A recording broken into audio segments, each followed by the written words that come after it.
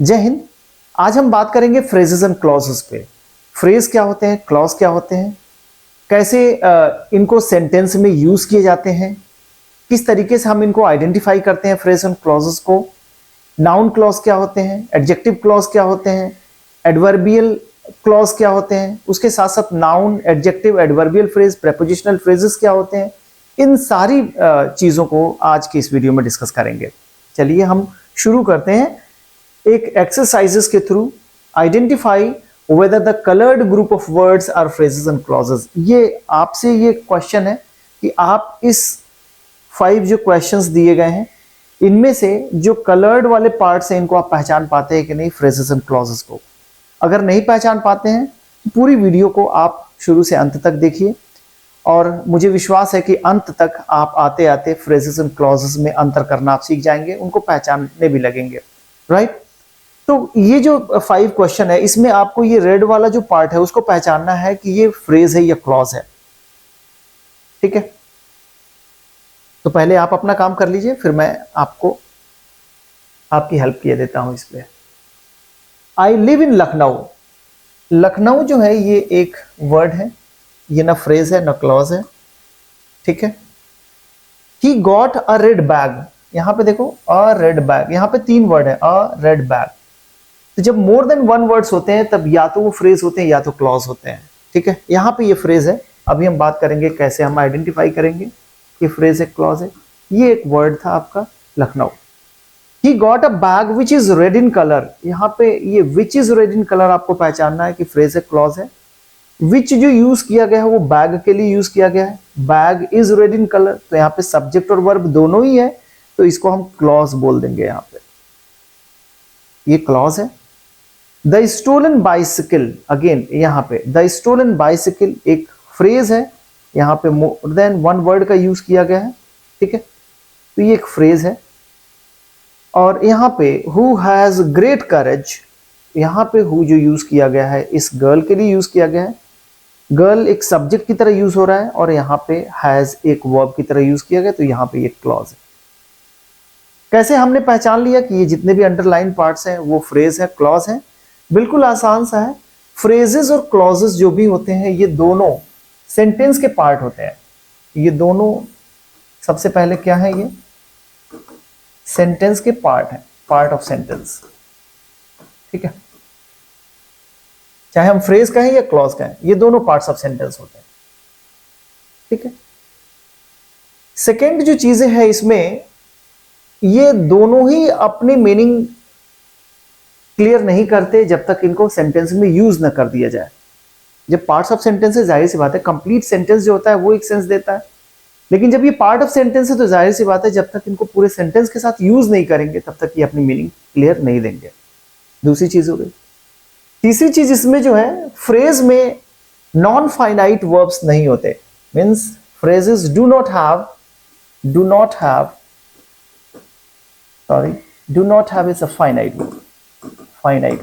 Finite verb का यहां पे मतलब अभी मेन वर्ब से समझ लीजिए आप। फ्रेजेस में मेन वर्ब्स नहीं होते, जबकि क्लॉजेस में मेन वर्ब्स होते हैं। डू हैव मेन वर्ब और फाइनाइट वर्ब। तो ये 2-3 बेसिक चीजें आप याद रखिए। फ्रेजेस एंड क्लॉजेस ये दोनों पार्ट्स ऑफ सेंटेंस हैं, ये दोनों ग्रुप ऑफ वर्ड्स होते हैं। ग्रुप ऑफ वर्ड्स, एक वर्ड फ्रेज या क्लॉज नहीं होगा, मोर देन 1 वर्ड होंगे तभी वो फ्रेज होगा या क्लॉज होगा। अब जब मोर देन 1 वर्ड होंगे तो या तो वो फ्रेज होगा या तो क्लॉज होगा। तो अब फ्रेज में जो होगा फाइनाइट वर्ब नहीं होगा और क्लॉजेस में फाइनाइट वर्ब्स होंगे। आई होप इतनी बातें समझ में आ गई। अब यहां पे देखिए, यहां पे सिर्फ एक वर्ड था, तो एक वर्ड था तो ना तो ये फ्रेज था ना तो क्लॉज था। यहां पे देखिए, यहां पे मोर देन 1 वर्ड है तो अब ये फ्रेज होगा या तो क्लॉज होगा। मैंने बताया कि फ्रेज में कोई फाइनाइट वर्ब नहीं होगा। अ रेड बैग, इसमें से कोई फाइनाइट वर्ब नहीं है, मेन एक्शन इसमें नहीं हो रहा है। यहां पे देखें which is red in colour, यहां पे विच जो यूज किया गया बैग के लिए, और यहां पे इस जो है एक फाइनाइट वर्ब है। ठीक है, तो अगर फाइनाइट वर्ब है तो मैंने कहा कि इसमें क्लॉज होगा। क्लॉज में क्या होगा, एक सब्जेक्ट होगा और एक वर्ब होगा। ठीक है, तो क्लॉज में एक सब्जेक्ट यूज करेंगे, एक वर्ब यूज करेंगे। फाइनाइट वर्ब है तो उसका एक सब्जेक्ट होगा। ठीक है, तो ये सब्जेक्ट एक बैग हो गया और इज यहां पे एक फाइनाइट वर्ब हो गया। The stolen bicycle was recovered, देखो यहां पे इसमें कोई फाइनाइट वर्ब नहीं है, यहां पे मोर देन वन वर्ड है, तो यहां पे या तो ये फ्रेज होगा या तो क्लॉज होगा, तो क्लॉज होने के लिए फाइनाइट वर्ब का होना जरूरी है, जो कि नहीं है, तो ये होगा एक फ्रेज। यहां पे देखिए Priya is a girl who has great courage, तो यहां पे देखेंगे हैज एक फाइनाइट वर्ब है और हु जो यूज हुआ है वो गर्ल के लिए यूज हुआ है, तो यहां पे एक सब्जेक्ट की तरह काम करेगा, और हैज यहां पे फाइनाइट वर्ब हो गया, तो ये क्लॉज हो गया। एक बेसिक सा कॉन्सेप्ट फ्रेज और क्लॉज का आपको क्लियर हो गया होगा, ठीक है। एक बार और रिपीट कर दूं, फ्रेज और क्लॉज जो होते हैं वो दोनों पार्ट्स ऑफ सेंटेंस होते हैं, ये दोनों ग्रुप ऑफ वर्ड्स होंगे, ठीक है। सिमिलरिटीज ये हैं। अब दोनों को अंतर क्या करता है, फ्रेजेस में ये फाइनाइट वर्ब्स होते हैं और क्लॉजेस में, सॉरी यहां पे फ्रेजेस में फाइनाइट वर्ब नहीं होते और क्लॉजेस में फाइनाइट वर्ब होते हैं, ठीक है। आगे देखते हैं फ्रेज क्या होते हैं। यहां पे देखिए कुछ सेंटेंसेस को, यहां पे मैंने बताया कि शुरू में बताया कि ये जो भी मैं कंटेंट लेता हूं ये मावन की बुक लेता हूं, ठीक है। मावन की बुक से ये कंटेंट मैं लेता हूं। क्लास 7 में पढ़ाई जाने वाली ये बुक है। आप देख सकते हैं कि इसमें कितना डेप्थ है इन चीज़ों को, ठीक है। बार बार मैं बात करता हूं कि अगर आप आगे कंपटीशन की तैयारी करना चाहते हैं तो इन बुक्स का हेल्प जरूर लीजिए। एटलीस्ट क्लास 6 से लेकर क्लास 12 तक की पढ़ाई जाने वाली जो भी ग्रामर की बुक है उसका हेल्प जरूर लिया करिए आप, ठीक है। तो हम लोग एक बेस को मजबूत करते हैं और फिर हम लोग इसके साथ साथ कॉम्पिटेटिव लेवल की जो भी चीजें हैं वो बात करते हैं हम लोग। यहाँ पे देखें, read the following sentence, I drank a glass of milk, तो यहाँ पे अ ग्लास ऑफ मिल्क जो है ना, यहाँ पे एक फ्रेज है, ठीक। यहाँ पे देखें, to find fault is easy, तो यहाँ पे क्या है, ये फ्रेज है। And you should not drink a lot of milk, यहाँ पे a lot of soft drink, यहाँ पे एक फ्रेज है, राइट। यहां पे देखेंगे, यहां पे ये जो ग्रुप ऑफ वर्ड्स जो यूज कर रहे हैं हम, ग्रुप ऑफ वर्ड्स, इसमें कोई भी फाइनाइट वर्ब नहीं है, ठीक है, और इसलिए इस ग्रुप ऑफ वर्ड्स को हम फ्रेज बोल रहे हैं। दूसरी चीज, अब ये जो फ्रेज है, तो मैंने बताया कि फ्रेज जो यूज होंगे या तो नाउन की तरह यूज होंगे, नाउन फ्रेज हो जाएंगे, ये एडजेक्टिव फ्रेज भी होंगे, ये एडवर्बियल फ्रेज भी होंगे, ये प्रेपोजिशनल फ्रेज भी होंगे, ठीक है। तो आगे हम लोग इसी के बारे में डिस्कस करेंगे। अभी हम लोग पहचान रहे हैं कि फ्रेज और क्लॉज होते क्या चीज है। तो यहाँ पे जितने भी ये कलर्ड फिगर है, यहाँ पे ये सब के सब फ्रेजेस हैं। आगे देखते हैं। अब फ्रेज क्या होता है, यहाँ पे यही चीज आपको बताया गया है, the group of words which make sense but not complete sense. मैंने अभी आपको बताया कि कंप्लीट सेंस नहीं देंगे। क्यों कंप्लीट सेंस नहीं देंगे? क्योंकि ये पार्ट्स ऑफ सेंटेंस होते हैं। जब पार्ट्स ऑफ सेंटेंस है तो सेंटेंस ही, ये यहाँ पे अपना खुद लॉजिक लगा सकते हैं। जब ये पार्ट्स ऑफ सेंटेंस है तो जाहिर सी बात है जब ये सेंटेंस के साथ ऐड होगा तब ये एक सेंस देगा। यहाँ पे आप देखें, अगर मैं इसको बोलूं अ ग्लास ऑफ मिल्क, तो a glass of milk definitely एक सेंस दे रहा है, लेकिन एक कंप्लीट सेंस नहीं दे रहा है। अ ग्लास ऑफ मिल्क पता चल जा रहा है कि भाई ग्लास ऑफ मिल्क है, ठीक है। लेकिन जब हम यूज कर रहे हैं I drank a glass of milk, अब ये कंप्लीट एक सेंस दे रहा है। तो ये सेंस तो देते हैं but not a complete sense. To find fault what is easy, तो यहां पे देख रहे हैं ये पूरा का पूरा ये प्रेडिकेट वाला सेक्शन है। Is easy, what is easy? To find fault is easy, ठीक है। अगेन यहां पे देखें, you should not drink what, a lot of soft drink. लेकिन अगर सिर्फ मैं a lot of soft drink use करूं तो एक कंप्लीट सेंस नहीं दे रहा है, एक सेंस दे रहा है बट कंप्लीट सेंस नहीं दे रहा है। तो ये पार्ट ऑफ सेंटेंस है। यहां पे देखेंगे पूरा सेंटेंस है, इसका एक पार्ट है। यहाँ पे पूरा सेंटेंस है, ये एक पार्ट है। पूरा सेंटेंस ये एक पार्ट है। तो यहाँ पे यही चीजें समझाने की कोशिश हो रही है कि ये जो होते हैं ग्रुप ऑफ वर्ड्स होते हैं which make sense but not complete sense and not have finite verbs are called phrases. इसमें फाइनाइट वर्ब भी नहीं होते, ठीक है। जितने भी सेंटेंसेस हमने देखे प्रीवियसली उसमें कोई भी कहीं पर भी फाइनाइट वर्ब का यूज नहीं हुआ था। आगे देखें, now look the given examples. I bought a red rose, again यहां पे अ रेड रोज एक फ्रेज है। In the above sentences I is the subject, यहां पे आई क्या है? एक सब्जेक्ट है, एज यू नो। अगर बॉट को यहां पे देखें तो ये एक वर्ब है, ठीक है। Bot is the verb.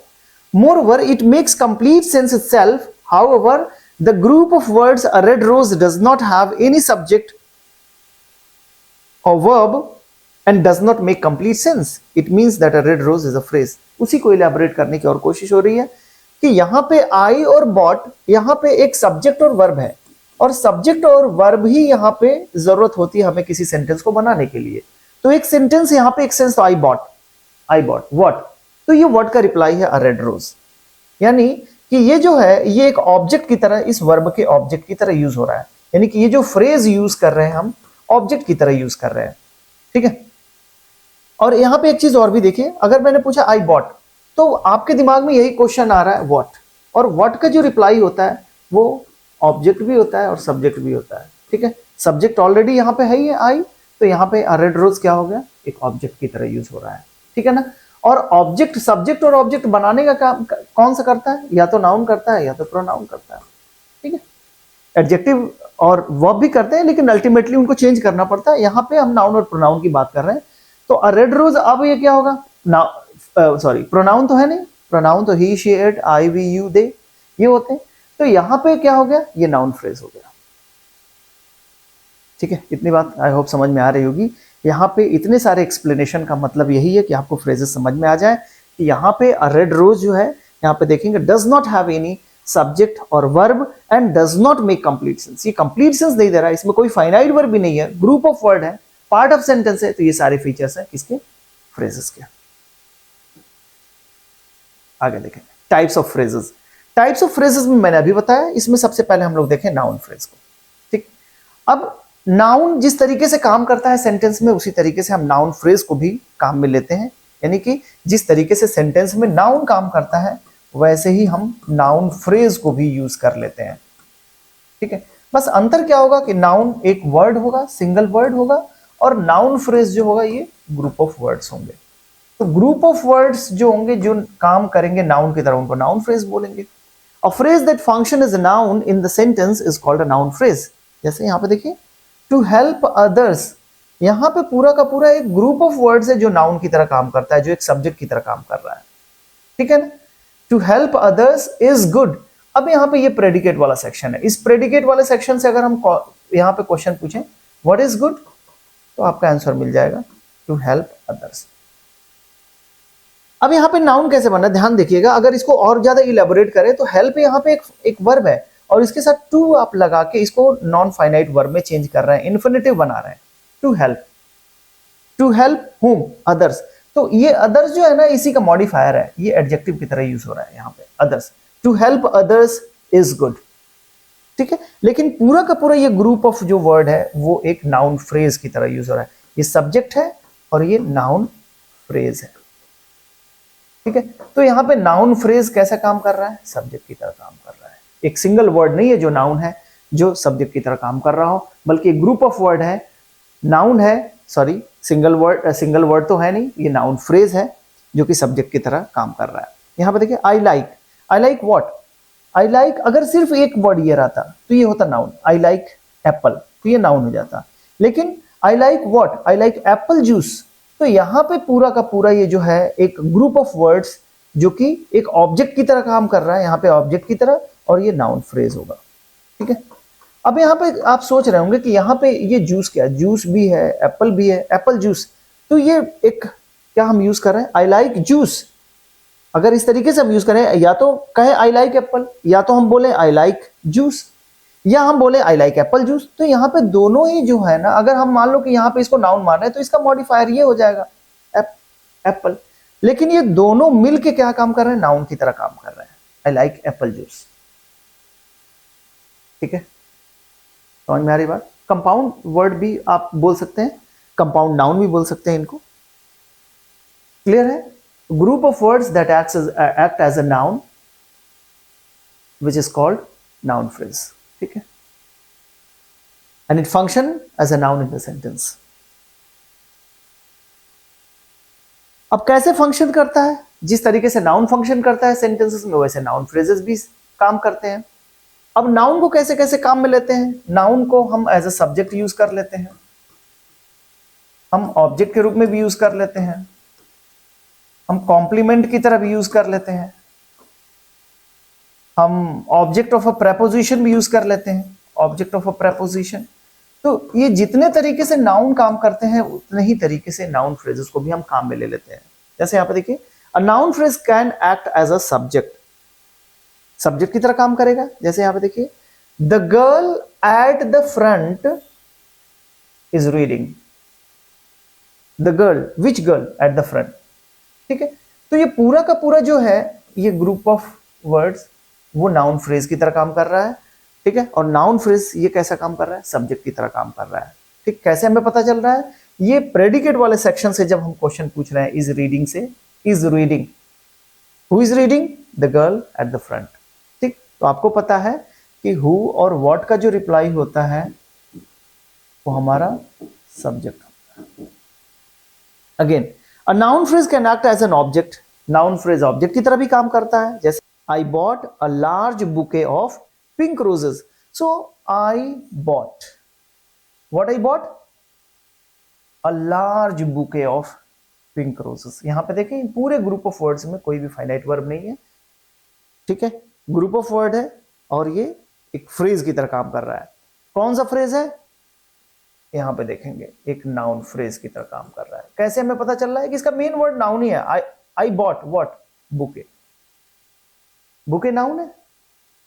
Group of roses के लिए हम यूज करते हैं bouquet. A group of flowers. ठीक, so I bought a large bouquet of pink roses. तो यहां पे देखेंगे पूरा का पूरा ये जो ग्रुप ऑफ वर्ड्स है वो एक नाउन फ्रेज की तरह काम कर रहा है और इसको हम ऑब्जेक्ट की तरह यूज कर रहे हैं। क्लियर है? Next, a noun phrase can act as a complement to the verb. Verb के कॉम्प्लीमेंट के रूप में भी यूज करते हैं। जैसे यहां पे देखें, she is my younger sister. She is my younger sister. यहां पे जो यंगर सिस्टर आप यूज कर रहे हैं वो इस वर्ब के कॉम्प्लीमेंट की तरह यूज कर रहे हैं। कॉम्प्लीमेंट, कॉम्प्लीमेंट क्या होता है, सेंटेंस में इसकी मीनिंग को कंप्लीट करता है। शी इज इनकम्प्लीट सा सेंस है, यंगर सिस्टर ये कॉम्प्लीमेंट, ये नाउन की तरह यूज हो रहा है। यहाँ पे देखिए मेन वर्ड जो है वो सिस्टर है, सिस्टर एक नाउन है, तो यहाँ पे एक कॉम्प्लीमेंट, यहाँ पे यानी कि ये नाउन फ्रेज एक कॉम्प्लीमेंट की तरह काम कर रहा है। ये नाउन फ्रेज है जो एक कॉम्प्लीमेंट की तरह काम कर रहा है। क्लियर है?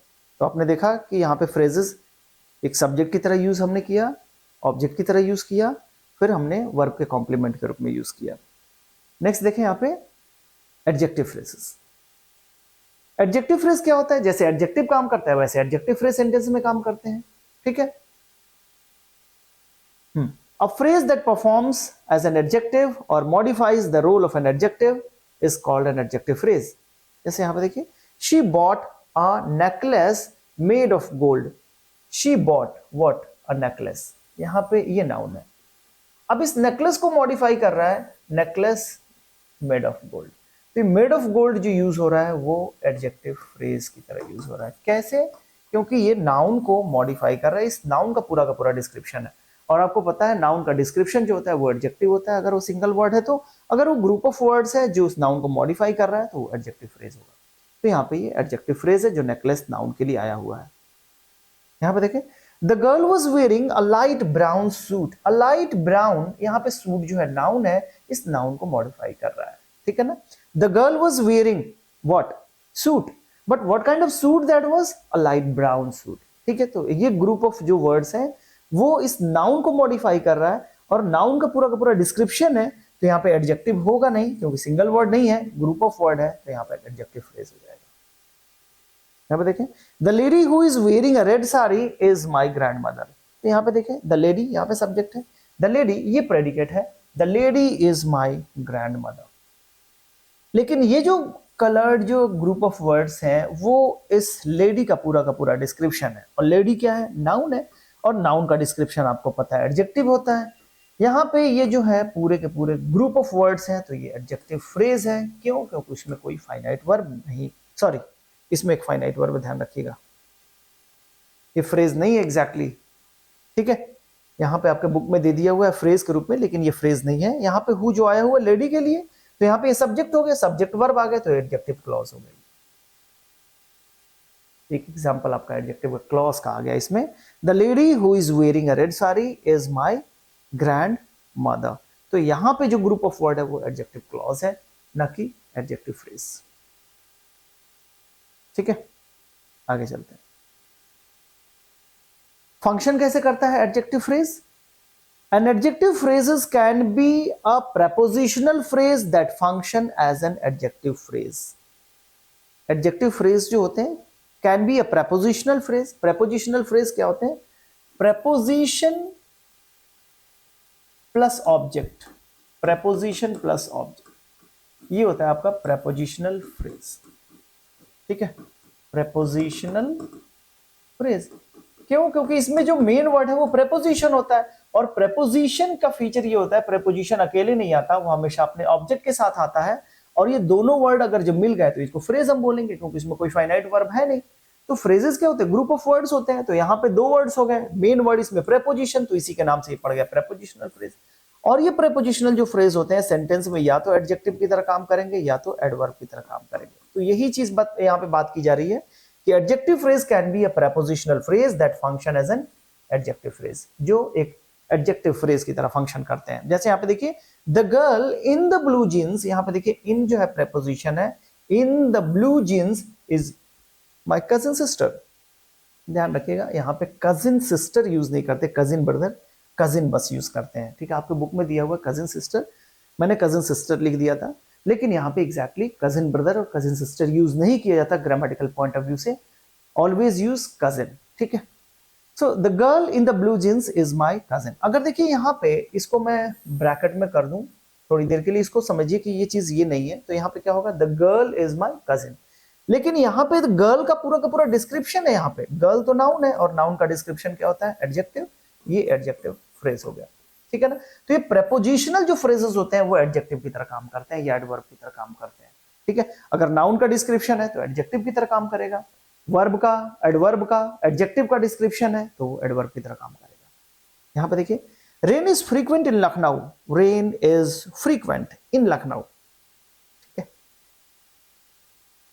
यहां पे ये अंडरलाइन पार्ट है, in Lucknow. Rain is frequent where? In Lucknow. यहां पे इन लखनऊ, ये प्रेपोजिशनल फ्रेज है। और ये जो प्रेपोजिशनल जो फ्रेज है वो कैसे काम करता है?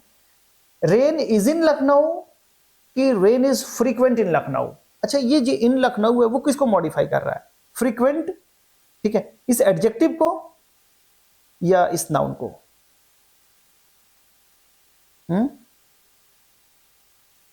या इस वर्ब को, इसको?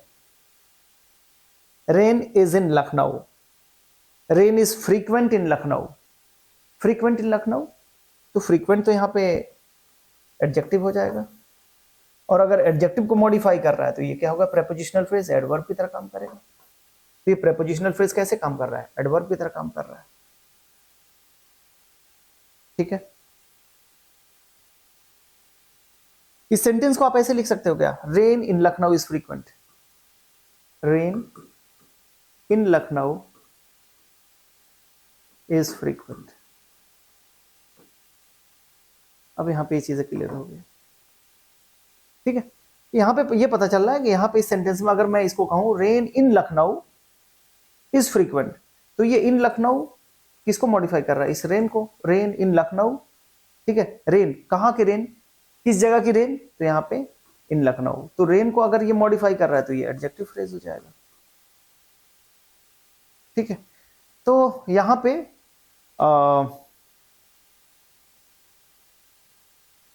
फ्रीक्वेंट तो नहीं, यहां पे नाउन को मॉडिफाई कर रहा है, और ये इसको एडवर्ब ना कहिए, इसको एडजेक्टिव फ्रेज इसको यूज करिए।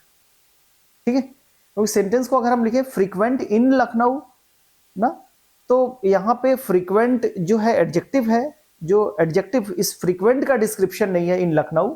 यहां पे रेन जो है ना, रेन का डिस्क्रिप्शन है कि यहां पे रेन जो हो रही है लखनऊ में, जो हो रही है वो फ्रीक्वेंट हो रही है। ठीक है, तो मेरे हिसाब से ये सही होगा, यहां पे एडजेक्टिव फ्रेज इसको मानिए इन लखनऊ को। ठीक, चलिए आगे चलते हैं। ये फंक्शन कैसे कर रहे हैं अभी हम लोगों ने देखा कि ये जो एडजेक्टिव फ्रेजेस हैं, ठीक है, ये प्रेपोजिशनल फ्रेजेस हो सकते हैं, यानी कि प्रेपोजिशनल फ्रेजेस एडजेक्टिव एडवर्ब की तरह काम करते हैं सेंटेंस में। और एडजेक्टिव और एडवर्ब की तरह काम करने का मतलब ये है कि नाउन को मॉडिफाई करेगा तो एडजेक्टिव फ्रेज होगा, और एडजेक्टिव को मॉडिफाई करेगा, एडवर्ब को मॉडिफाई करेगा या वर्ब को मॉडिफाई करेगा, तो ये एडवर्ब फ्रेज की तरह काम करेगा। ठीक है, यहां पर देखें, N adjective phrase can be used before a noun in the attributive position. यहां पे जो एडजेक्टिव फ्रेज हैं वो एट्रीब्यूटिवली भी यूज हो सकते हैं नाउन के पहले, प्रेडिकेटिवली भी यूज होते हैं जैसे एडजेक्टिव यूज होते हैं। कैसे एट्रीब्यूटिव और प्रेडिकेटिव यूज होते हैं? An intelligent boy, intelligent boy is sitting in my class. ठीक है, तो यहां पे जो हमने यूज किया ना, ये बॉय नाउन के पहले हमने एडजेक्टिव को यूज किया यहां पे इंटेलिजेंट, तो ये एडजेक्टिव जो है एट्रीब्यूटिवली सेंटेंस में यूज हो रहा है नाउन के पहले। ठीक, अगर लेकिन इसी को मैं ऐसे लिखूं, द बॉय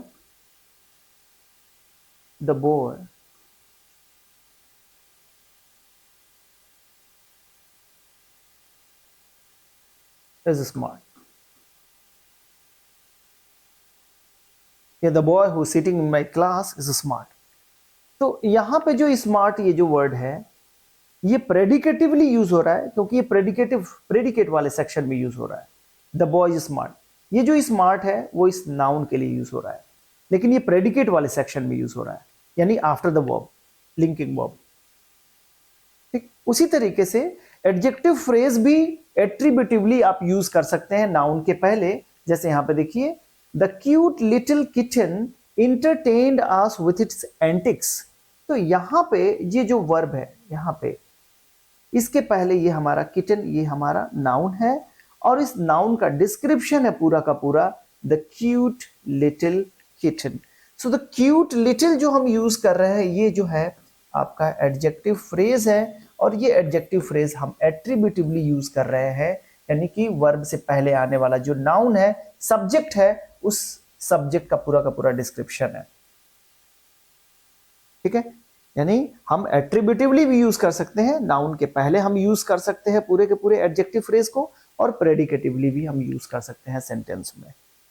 ठीक है, क्लियर हो गया? ये देखते हैं, an adjective phrase consists of an adjective with modifiers such as adverbs, possessives और demonstratives। जो adjective phrases होते हैं उनमें कह रहे हैं कि आप उनमें adverb भी हो सकते हैं, ठीक है ना, possessives भी यूज हो सकते हैं, demonstrative भी यूज हो सकते हैं। ठीक है, adjective phrase जो होते हैं, adjective phrase उसमें आप जैसे यहां पे इस एग्जांपल में देख लें, it was a very difficult task. सो यहां पे जो टास्क है ये नाउन है, it was a task, but what kind of task that was? Difficult task. So difficult यहां पे एडजेक्टिव हो गया। ठीक है, और यहां पे डिफिकल्ट को मॉडिफाई करने के लिए यहां पे ये एडवर्ब आ रहा है। ठीक, तो यहां पे ये पूरी की पूरी जो फ्रेज है, ये अब एडजेक्टिव भी एडवर्ब है, लेकिन मेन यहां पे नाउन को मॉडिफाई करने के लिए तो एडजेक्टिव आ रहा है, तो यहां पे ये एडजेक्टिव के नाम से ये फ्रेज जाना जाएगा, एडजेक्टिव फ्रेज।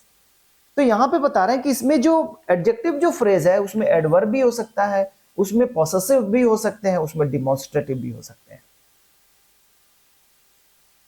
क्लियर है?